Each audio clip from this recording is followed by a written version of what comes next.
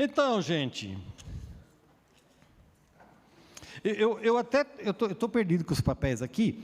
Eu trouxe aqui várias folhas que eu ainda imprimi. A Cileda olhou essas folhas ontem à noite, antes de dormir, e ela não estava muito feliz com o que eu tinha escrito nessas folhas para hoje de manhã aqui, nessa conversa com vocês.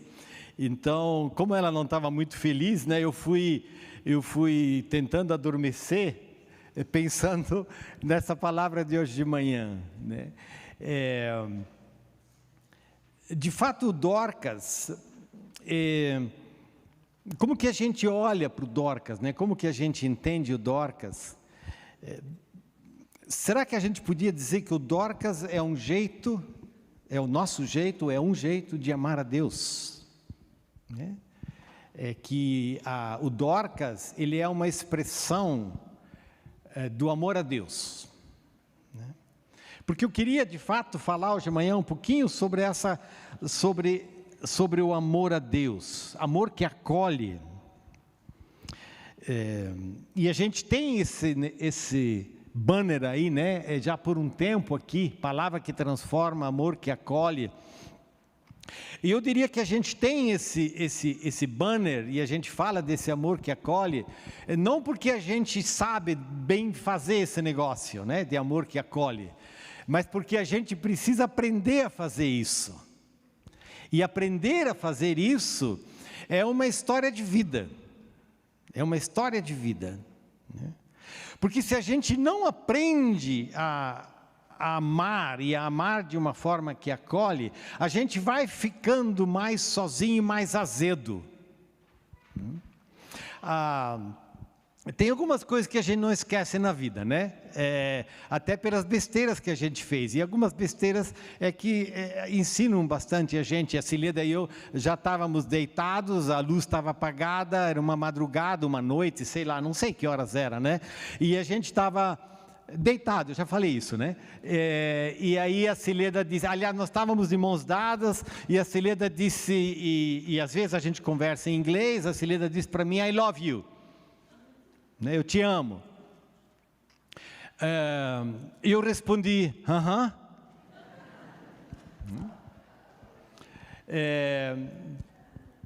aí ela disse, você também pode dizer isso, né?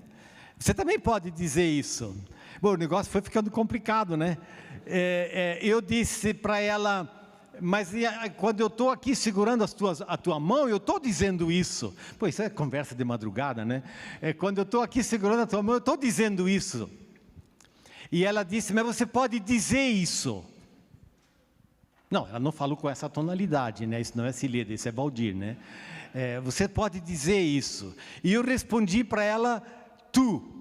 Porque em inglês, I love you, né? E a gente, em vez de dizer assim, I love you, I love you too, também. E eu respondi para ela, também. Né? Engraçado, né? Por que essa dificuldade de dizer? Por que essa dificuldade de dizer? Né? E por que essa nesse, né? Quem sabe vários de vocês, e eu acho que mais homens, né, estão dizendo, se identificam comigo, né? Tem essa dificuldade de dizer, e se a gente arruma vários jeitos de dizer tu, né? Também, né? E isso se tornou quase que um código entre nós, né? Às vezes escreve um cartão e embaixo ela assina, Cileda assina, tu. Um jeito de uma comunicação. É que se eu olho para a minha vida, para a minha história, tem algumas palavras-chave, né, na vida da gente. Eu estou olhando aqui para o Max, a gente cresceu ali na mesma, né, da casa do lado, se bem que ele é bem mais novo do que eu, né? Então, as palavras-chave que a gente aprendeu, não foram I love you na minha, né? Não foram eu te amo, né? As palavras-chave foram muito mais assim, disciplina, ordem, trabalho, limpeza, cuidado, comida, né? Essas foram palavras assim, né, que a gente foi aprendendo. Quando eu casei com a Cileda, eu percebi que ela tinha outras palavras, né? Palavras-chave na vida que vão orientando a gente, palavras que a gente vai escutando, e às vezes a gente não vai nem escutando, mas são palavras que vão formando a vida da gente, né? E logo no início do nosso casamento, eu apelidei a Cileda de grude, porque ela é um grude. Ela queria estar sempre junto, né? Até hoje, meu, quantos anos nós temos de casado, né? Ela sempre quer estar junto. Às vezes eu estou olhando um negócio na televisão, ela não tem o mínimo interesse. Aliás, ela nem gosta daquele troço que eu fico olhando, né? Digo, mas por que tu não vai para a cama, mulher? Ele disse, não, porque eu quero ficar aqui contigo. Eu quero ficar aqui contigo. Deus é o Deus que diz, eu quero ficar aqui contigo. Deus é um Deus que ama, Deus é um Deus que cuida, Deus é um Deus que acolhe, Deus é um Deus que diz, I love you, Deus é um Deus que diz tu, Deus é um Deus, a gente diz, Ele é um Deus de amor. Como que a gente sabe que Deus é um Deus de amor? Ele é um Deus de amor porque Ele é um Deus que cria, Ele é um Deus que dá de si. O amor é aquele que dá de si, ele sai de si, ele não é egoísta, a Bíblia fala isso, né? E eu aprendo isso com algumas pessoas que me ajudam, porque eu sou egoísta, eu sempre estou assim, procurando, cara, o que eu, né? Que eu ganho com isso? Deus não é um Deus que pergunta o que eu ganho com isso. Deus é um Deus que nos pergunta, o que eu posso te dar? Como eu posso cuidar? Como eu posso zelar por você? Amor que acolhe é o amor de Deus. Dorcas como expressão do amor de Deus. A Bíblia fala muitas coisas sobre o amor, não é? 1 Coríntios, tem uma palavra bem interessante em 1 Coríntios, Paulo diz assim para os coríntios, quando eu era menino, falava como menino, pensava como menino, raciocinava como menino, quando me tornei homem, deixei para trás as coisas de menino, agora pois, vemos apenas um reflexo obscuro, como um espelho, mas então veremos face a face. Agora conheço em parte, então conhecerei plenamente. Da mesma forma como sou plenamente conhecido. Assim, permanecem agora estes três: a fé, a esperança e o amor. O maior deles é o amor. O maior deles é o amor. E eu reconheço na minha própria vida a importância de aprender a cuidar, aprender a acolher, aprender a amar, mesmo que eu nunca esteja pronto para isso. Como que eu aprendo isso? Deus vai me ensinando isso. Como que Deus me ensina isso? Deus me ensina através de quem Ele é. Deus me ensina através da sua palavra. Deus me ensina através do outro. Deus tem me ensinado, no meu caso, através da Cileda, através de tantas outras formas. Deus me ensina através do Dorcas. E à medida em que eu posso ter algum contato com esse projeto, e estou lá de vez em quando, eu vou vendo como que eles cuidam uns dos outros. A gente aprende obedecendo. A gente aprende a amar a Deus obedecendo a Deus. Como que a gente obedece a Deus? Como que a gente desenvolve uma história, uma relação com Deus, que vai nos ajudando a ser pessoas marcadas pelo amor e pelo amor que acolhe. Quando eu estava pensando sobre isso, veio um nome na minha mente: Maria. Maria, aquela mãe de Jesus. Como que a Maria fez isso? E algumas coisas saltaram nos meus olhos, ou na minha mente, né? A primeira delas que saltou à minha mente é dizer: aprender a amar a Deus significa aprender a se entregar a Deus. Aprender a amar a Deus significa aprender a se entregar para Deus. Maria fez isso. Maria recebeu a palavra de Deus, recebeu o anjo, e no final daquela história toda, ela disse: olha, eu estou aqui, eu sou serva do Senhor, faça comigo como o Senhor quiser, faça comigo como o Senhor quiser.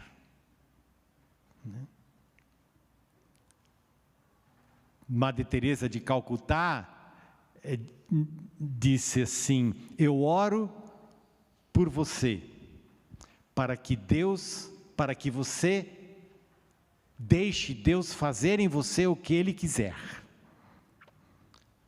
Ore por mim também. Amar a Deus é se entregar a Deus. Eu acho que esse é um dos convites de Deus para nós nessa manhã. Para vocês do Dorcas, para todos nós que estamos aqui, participando desse culto do Dorcas e dizendo: olha, isso aqui tudo quer ser uma expressão de amor a Deus. E essa expressão de amor a Deus, ela vai sendo curtida na medida em que a vida é entregue a Deus. Maria se entregou a Deus. A gente tem as nossas capacidades, a gente tem os nossos talentos, né? A gente tem as nossas possibilidades, a gente tem os nossos recursos, mas mais do que isso, tudo mais do que isso é a nossa própria vida, e como essa vida pode ser uma vida que começa a balbuciar dizendo: Deus, eu estou aqui, faça comigo como o Senhor quiser. A gente aprende a amar a Deus se entregando a Deus. A outra coisa que a Maria fez foi que ela foi visitar Isabel. Para quem conhece essa história, né, no momento da gravidez dela, o negócio estava meio complicado lá em Nazaré, ela foi visitar Isabel. E ao visitar Isabel, ela encontrou aconchego, ela encontrou uma parceira, ela encontrou uma outra família. Aprender a amar a Deus é aprender a viver em comunidade, aprender a viver com o outro. É interessante que a última referência da Bíblia a Maria é quando ela está com os discípulos. Depois do Jesus já estar ressuscitado, tem uma palavra que diz que em Atos, onde Maria está com os discípulos na comunidade dos primeiros cristãos. Aquela Maria lá em Nazaré, que recebeu nessa palavra de Deus para ela e que se consagrou para ela, percebeu que ela precisava andar em comunidade, ela não podia andar sozinha, porque ao andar em comunidade ela era acolhida, ela era cuidada, e ela abençoava. Aprender a amar a Deus é aprender a viver em comunidade.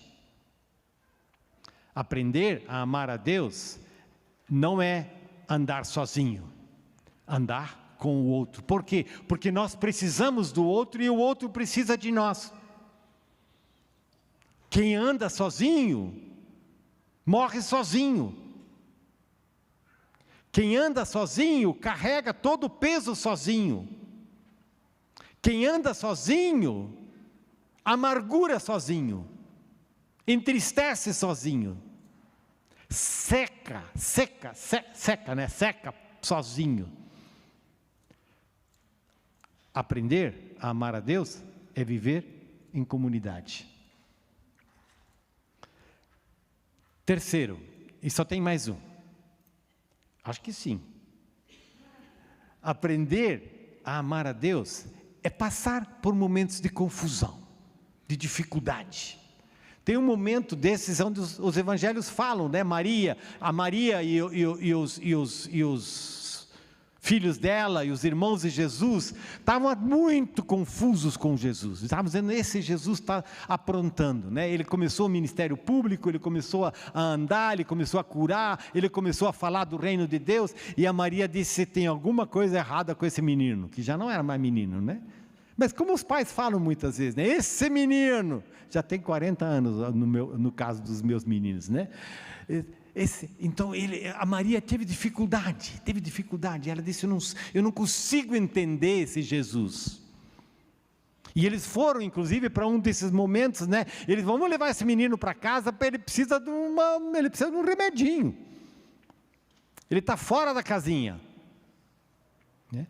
Eles tiveram dificuldades de entender, dificuldades de seguir a Jesus, dificuldades de entender a Jesus.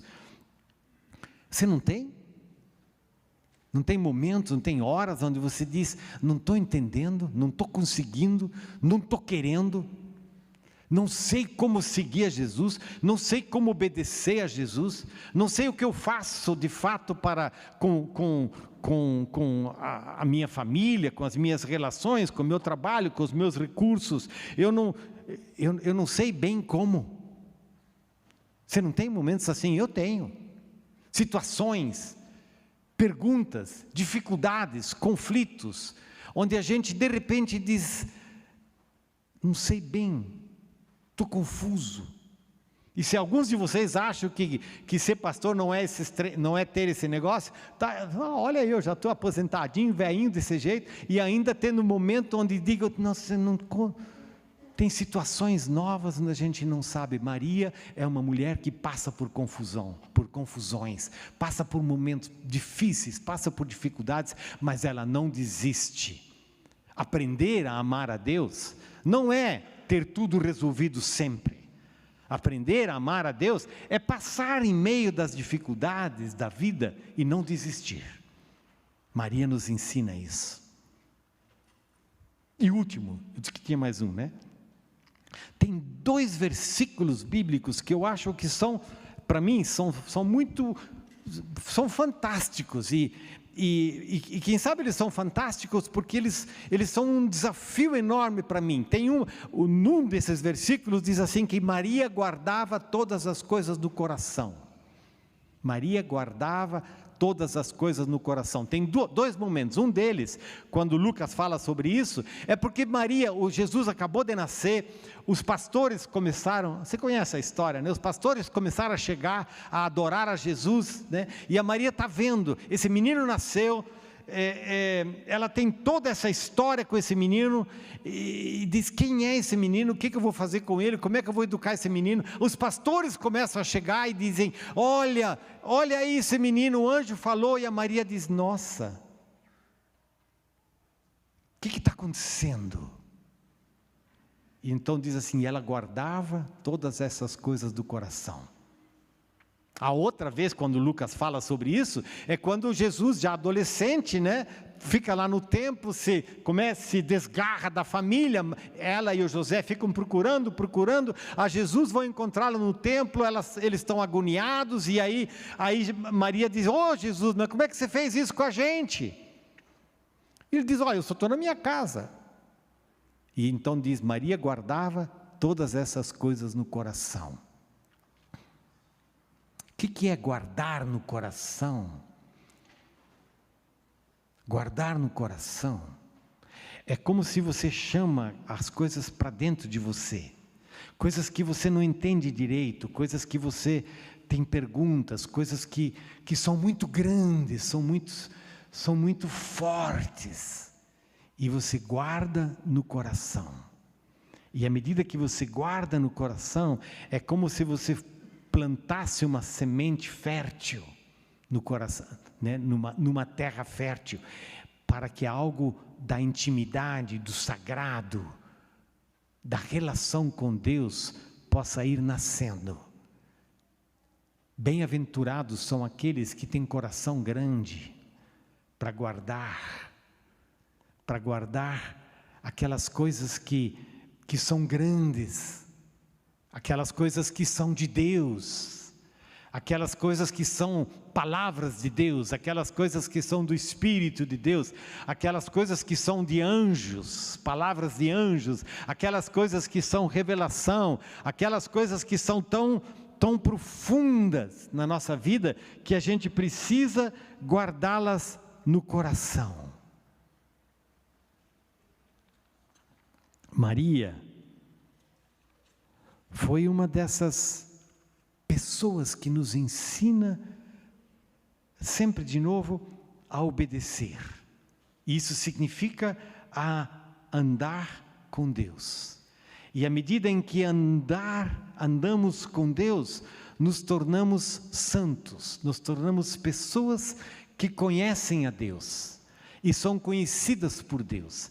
E à medida que conhecem a Deus e são conhecidas por Deus, aprendem a conhecer outros e a acolher outros.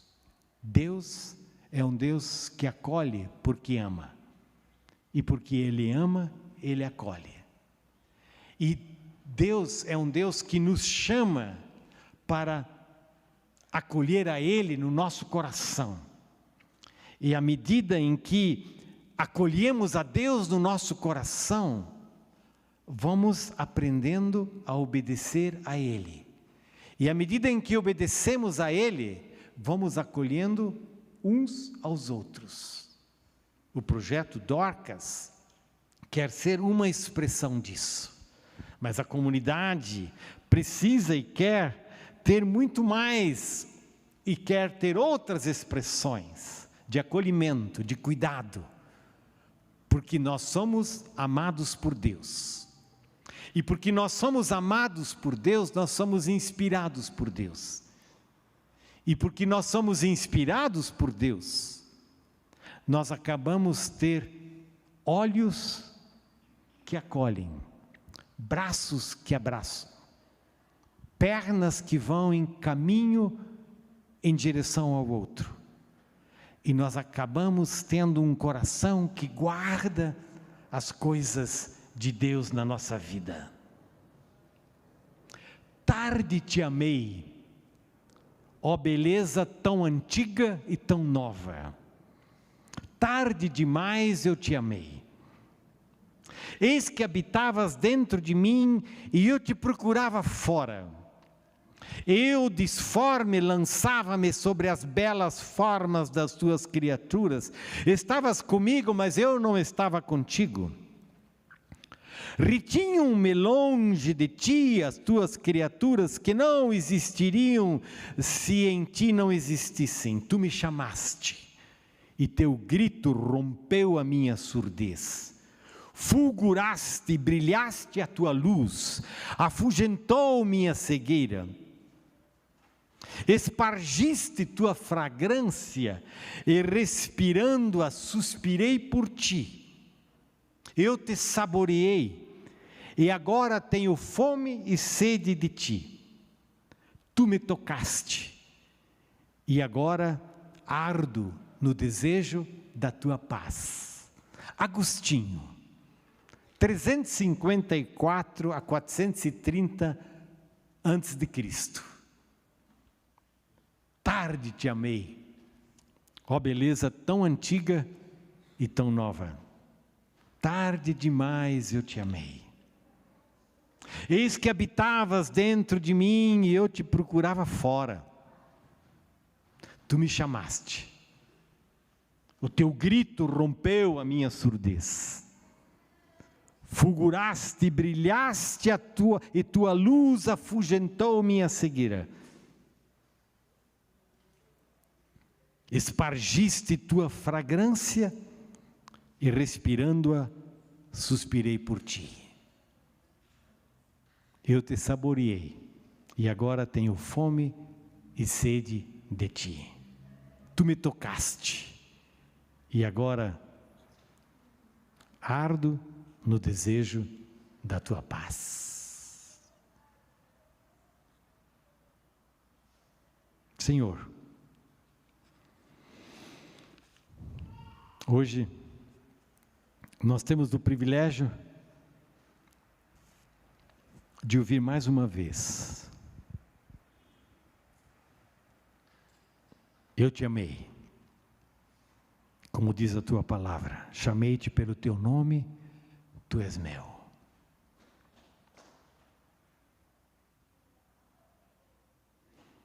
Sopra, Senhor, sobre nós o teu Espírito, nessa hora, nesse momento, e sussurra ao nosso coração: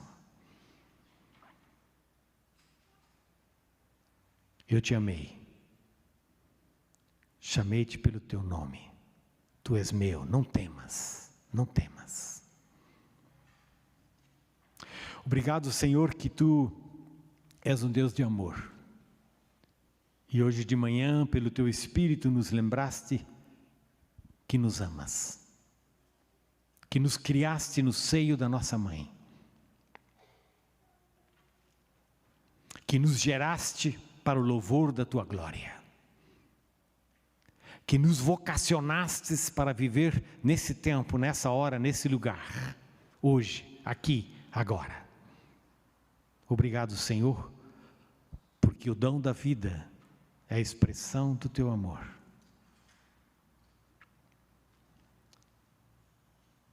E assim, nós oramos. Inspira-nos, Senhor, para que te amemos. E ao te amarmos, consagremos a nossa vida a ti. E possamos, Senhor, dizer com Agostinho, dizer como ele já disse há tanto tempo: tu me tocaste, e agora ardo no desejo da tua paz.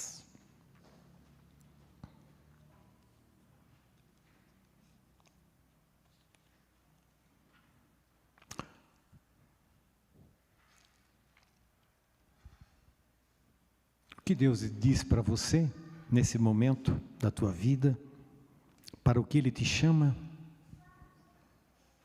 e o que Ele gostaria de ver você vivendo nesse momento da tua vida.